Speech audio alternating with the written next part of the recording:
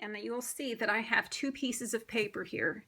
Both I have cut to size 5 by 7, and I have drawn the same image on both pieces of paper, which is a little hummingbird. The bottom sheet of paper is a piece of watercolor paper, and I am using this watercolor paper here by Strathmore. It's a cold press and it's 140-pound weight. The sheet above, up here, this is Yupo paper. And the type of Yupo paper that I use is this right here. Do It on Yupo.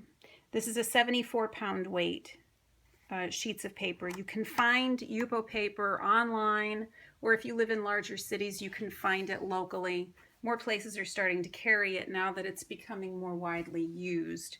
So if you have any problems finding it, please let me know and I can locate some for you. Okay, so the inks that I'm going to be using, I've just pulled a few out here. This is Daler and Rowney FW Acrylic Artists Ink in Purple Lake. We have FW inks in Flame Red. We're going to switch it up to Dr. P.H. Martin's Bombay India ink in Red Violet. Daler and Rowney FW Acrylic Artists ink in Indigo. And the last color that I've picked out, this is actually, I don't even know if they make this ink anymore. It's by Rotring, and it's a transparent acrylic ink. It says it's for airbrush and pen, and this is in the color green. I actually found this for $1. I have no idea if it works the same or not, but it says it's an acrylic ink, so we're going to give this a go and see what it does. So we have these colors. We have our paper. Make sure that you have a water bottle because this is going to help with just wetting everything down, and this will give you an idea of how these colors work together. So we're going to start off using the watercolor paper. So I'm going to push my Yupo paper aside. We've got the watercolor paper. I've drawn my image very lightly onto the watercolor paper, and we're just going to start off by using this indigo. So I shake my bottle and make sure that the color is well mixed. I'm using a small round paintbrush, and I'm just dipping that in water. And then if you're familiar with watercolor, I'm not sure how you would do it, but I always paint wet on wet. So I wet down the area that I want to paint, and we're going to start with the head here and just do a little bit wetting down this paper. Doesn't take much since it's not a terribly heavy paper. And we're going to take our ink and we're just going to see what happens here. So I just lift this is in dropper form. So I'm just going to tap my paintbrush into the tip of the dropper, and then we're going to set it right to the paper. So as you can see, it's spreading out a little bit, but the majority of the color is staying within right where I put it onto the paper. There's a little bit of a halo around it, but not much. So I am just dabbing here. And you can see that it stays pretty uniform. It stays right where you've placed your water. It doesn't venture out from that area. And it gets lighter as you go out. If you want to add more color, you can. And actually, I could make this color stretch pretty far, actually. Obviously, it would get lighter as we go along. But if I want to really darken that head, then I would just continue to add more, and you see how dark and rich that color becomes. Now when this dries, it is going to dry looking like this. It's going to be this vivid blue. And if you've ever worked in watercolor, maybe you've noticed that whenever you apply your color, it usually dries a little bit lighter more of a matte sort of, well, it's not as bright, we'll put it that way. But this acrylic ink will dry just as vivid as the way that you put it on, which is why I love it for watercolor. And as you can see, it behaves pretty much like watercolor. Now we're going to use a different color here, and I have a bad habit of not screwing my cap back on, and let me tell you, I've had accidents that I do not want to discuss. So I'm going to try and remember to do that here. So in case I tip it, it won't fall all over the place. We're going to try the Rotring next and see what that does. And I'm just going to put it down here at the throat. And that is a beautiful, look at that beautiful green color. It's almost like an iridescent green. Isn't that stunning? And then I'm just going to blend this in with that blue. So you see here, it really does act very similar to watercolor, but you're getting that vivid, brilliant color here. Now, the watercolors, there is a new type of watercolor out. It's called Core, and it's Q-O-R, and I have a set of Core watercolors. I will be doing a review on those. Those are supposed to give you the brilliant color that acrylic inks do, but in watercolor form. So I'm going to be doing a tutorial on that at a later date. But I don't know of any other watercolor on the market, personally, that delivers the intensity of color that acrylic inks and India inks do. So I am going to just use a clean wet paintbrush, and I'm going to pull this color out just so you can see how it travels here on the watercolor paper. So I can just pull that color out, and look how it turns into like this just dreamy color here of blue. And then I can continue pulling it out, and it'll get lighter through here as I pull that color through. If I want the top of that head to have sort of a highlight on it, I can pull that color through, and then it'll give it a nice lightened effect. So I can work with this and continue to just make it as muted or as brilliant of an effect that I want. Now I've shown you the FW inks. We've tried the Rotring ink. We're going to go to the Bombay India inks. They all really do have similar consistency. You could use any of these inks and achieve pretty much the same effects.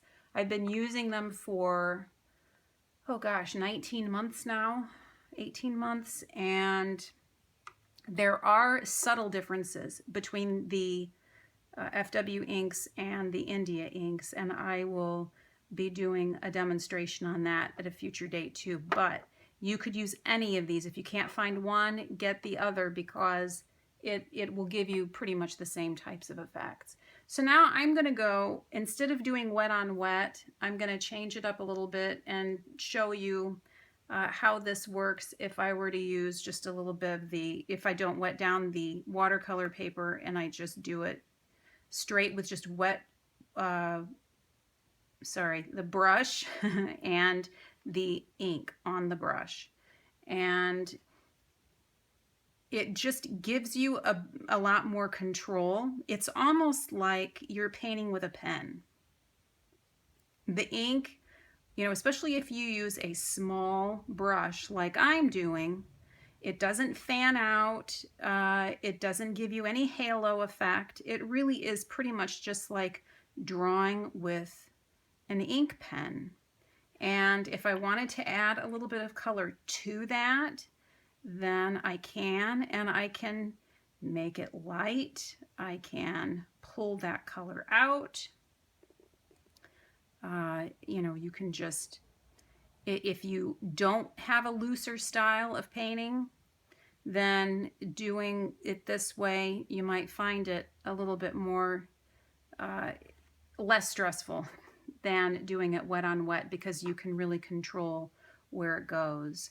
So now you have to work not terribly quickly, but if you don't want to get these lines here, then you will, if you've ever worked with watercolor, you know that you do have to work a little bit faster because you don't have as much time before it starts to dry. So, all right, so we have that. Now I'm going to set this aside and we're going to start with the Yupo paper so you can see the difference between the two. I'm going to use the exact same colors that I used up here on the watercolor paper.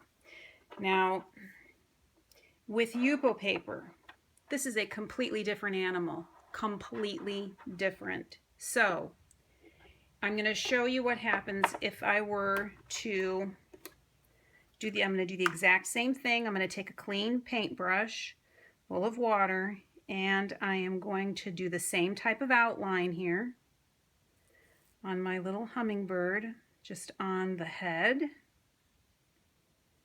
And the water, because Yupo paper is a synthetic paper, there is no absorbency.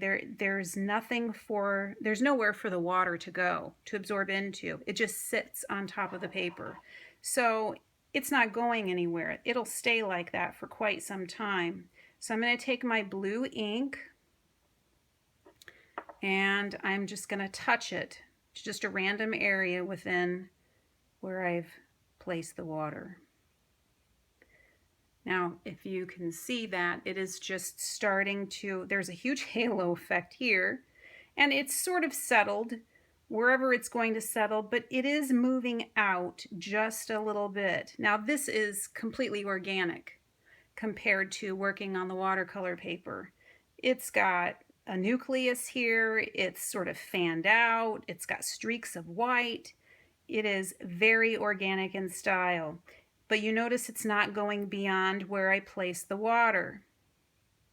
So I'm just going to move my paintbrush around and I am going to paint all of this in. I tend to do a lot of tapping. You'll see a lot of tapping because moving the color around on Yupo paper is not the same as moving the color around on any other type of paper. If you stroke this way with your paintbrush, you're going to see those stroke marks. If you don't want to see that, then if you tap, then it all becomes uniform. So I continue this out beyond where I originally placed my water. It'll just follow my paintbrush around. And if I want to add more color, then I can just grab more color. Tap it right in there, and it pretty much just stops wherever my paintbrush stops. Okay, so now we're going to go to the green. Tap that back up. And again, I'm going to tap the tip of the paintbrush onto the ink. We're going to come down here to the throat of the hummingbird. Now, as you can see, it's not touched any part of that blue, so it's just going to stay put. They're not going to merge together because the water that was up here is not touching any of this area down here where it was dry. So if I want those two colors to blend, then I just push that green up into that blue and it will immediately start blending with that blue. And look how pretty that is. And the colors here are so opaque compared to that of watercolor paper. Here, you can still see the watercolor paper underneath. You can see that sort of milky white underneath. You can see the brush strokes. You can see where I initially placed that paintbrush, how much darker it is here and how it sort of bleeds and fades out. You can see all of that. Here on Yupo paper, look how opaque those colors are. It's almost like you're painting on glass. That's the best way that I can describe it.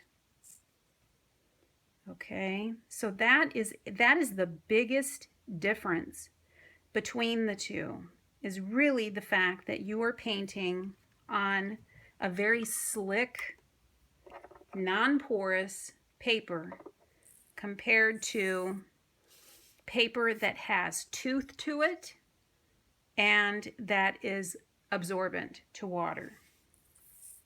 Okay, and I'm going to add what I used before, red violet, I think. I'll do the exact same thing that I did before and use this red violet here on the tail. And here I'm using the method where I don't lay the water down first. It really doesn't make much of a difference if you put water down beforehand or if you just lay it straight on with your paintbrush. As you can see, it's pretty similar to what I did up there.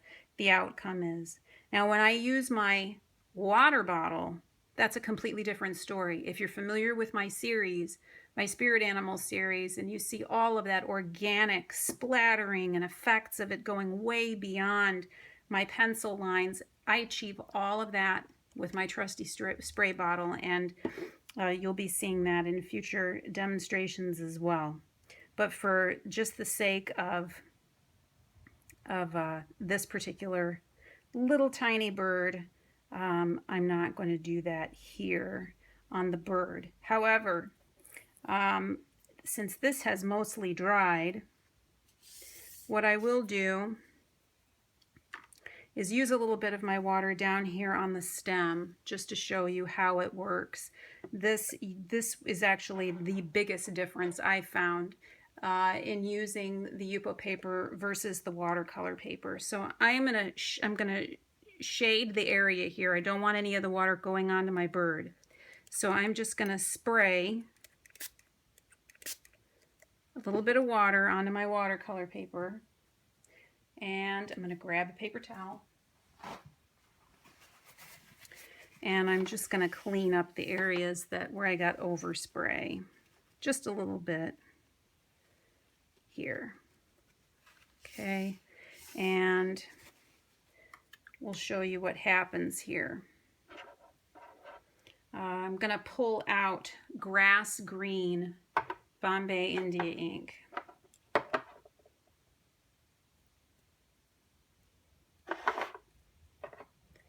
Shake that up a little bit. And these inks, when you've used them long enough, they are super hard to get off. And they can get a little messy, as you can see on my hands. So I am just going to, again, put that right on my paintbrush, and then I'm going to start painting this in. Now, as you can see, it's traveling. That color is traveling where that water was. You see that right here it's going beyond my pencil line. But it's not going crazy. It's still, for the most part, self-contained. It's not completely taking off all over the place. Now, I mean, it is moving, but it's still, when it dries, it's going to be very, very pretty. It has sort of like a spider-like effect. This is really very cool if you want to loosen up your style. Okay, and see if you can see that there, how that ended up looking, which is very, very pretty. Just you could never achieve that really with a paintbrush. That is just how that flows out that way. Just beautiful. Okay, we're going to do the same thing here. Now here, this is pretty much everything up here is already 98% dry. It's just a little bit wet right down here at the tail. Here, this is still very wet. It's about 65%, 75% wet, and you can see the sheen here in the camera that shows you that it's still pretty wet. So it takes a lot longer for this to dry. Okay, so I'm going to cover up this area that I do not want where I don't want my water spray. I'm going to aim down towards that stem. I got water way over here. My stem is right here. When it comes to Yupo paper, you have to be very, very careful because that ink will go wherever you have water spray. So I don't want it to go way, way, way out here. So I'm going to tap this a little bit just to kind of contain those water droplets. I don't want to get it up in my flower, so I'm going to tap that. But what happens here when I use this here? Okay. Now, this, if I let this sit, this will, you can see it's starting to sort of spread out, and this is what it will do. It will just continue to spread this way. And as it catches those water droplets, I did a pretty good job actually containing that water. But as you can see, it is definitely following a pattern here and out this way. If I want it to go out further, I'll spray again. And now look at it. That has exploded onto the paper. I mean, to where you really can't even tell where the line to your flower stem was. So it does literally take off. And this is actually how I achieve the effects in my spirit animals, by doing this. Now the beautiful thing about this is I don't like that, so I take my paper towel and I can clean that up as much as I want.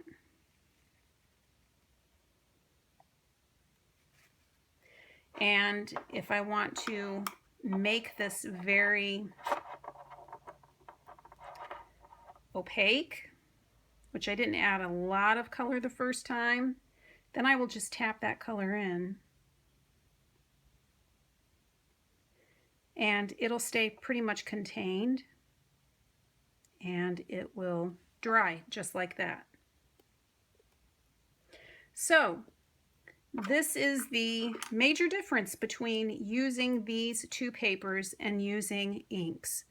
On Yupo paper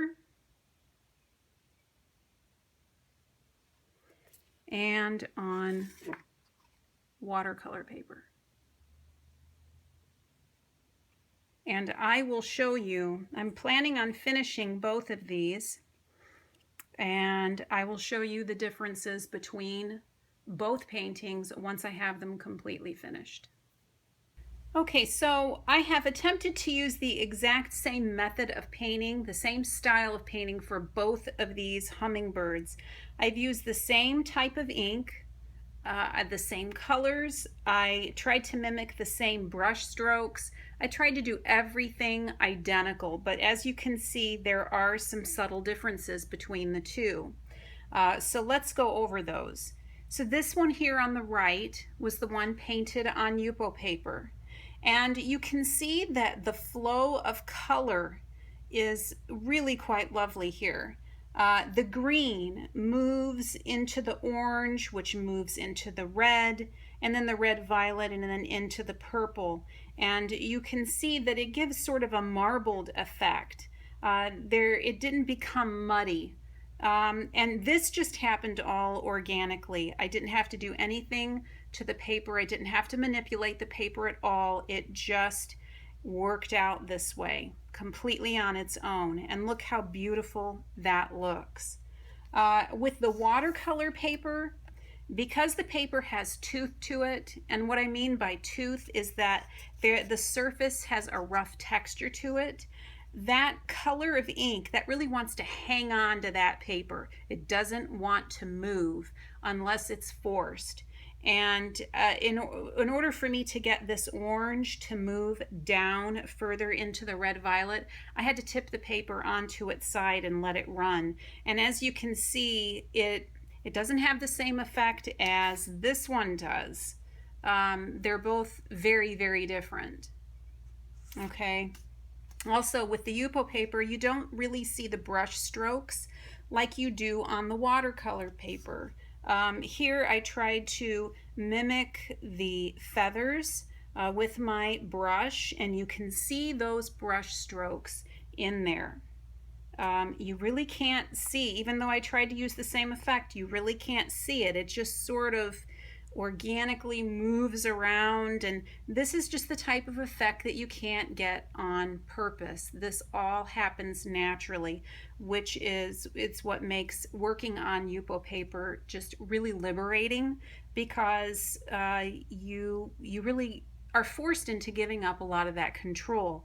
And what I did here on both, as you can see, I used my water bottle after I dropped my ink, and I just hit it right around this area here with water from the spray bottle, and it did expand out, but again, it dried very, very differently. Here it gave sort of a mottled effect, and here it didn't. Here it just sort of blends the colors together beautifully and dries very subtly, very naturally.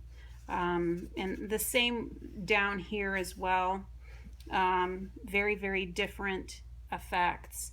On the Yupo paper, the colors look like they're just kind of sitting on top of the paper, like you could reach down and pull that color right off. And it has a sheen to it. If you notice down here with the flower, as I move this back and forth in the camera, you can see that there is a shine to that flower, even more so than there is with the hummingbird. You can notice here's a little bit of shine right in through here, and that is because the more color that is applied that dries, the more of a shine you're going to have to it. So a lot of color settled into this area here. There was a lot of ink that was laid here, so you will have that sheen to it if you lay a lot of ink and it dries that way. Here obviously you're not going to have any of that. It's very flat, and it's still beautiful, but again has a very, very different effect, and that's because the ink is not competing with the texture of the paper at all like it is here. And so here the texture of the paper is really as important as the medium that's applied to it. So that's something to keep in mind as well. But the colors on both are very brilliant, as you can see, even when dry. The colors themselves are very similar. They dried very similarly. The blues are still brilliant. The oranges, the greens, all of the purples, red violets, they all dry very, very well. And whether you use acrylic ink on Yupo paper or whether you use it on watercolor paper, I highly recommend purchasing some, because you will really, really enjoy it. Whether you prefer a loose style or whether you like things a little bit more contained and controlled, the brilliance of the color is very similar, but the effects are a little bit different. So I hope you enjoyed this little demonstration, and if you have any questions or comments, any feedback, I would greatly appreciate it. You can either leave me a comment or you can send me an email, and I will most certainly get back to you. Again, thanks for watching, everybody, and I will see you next time.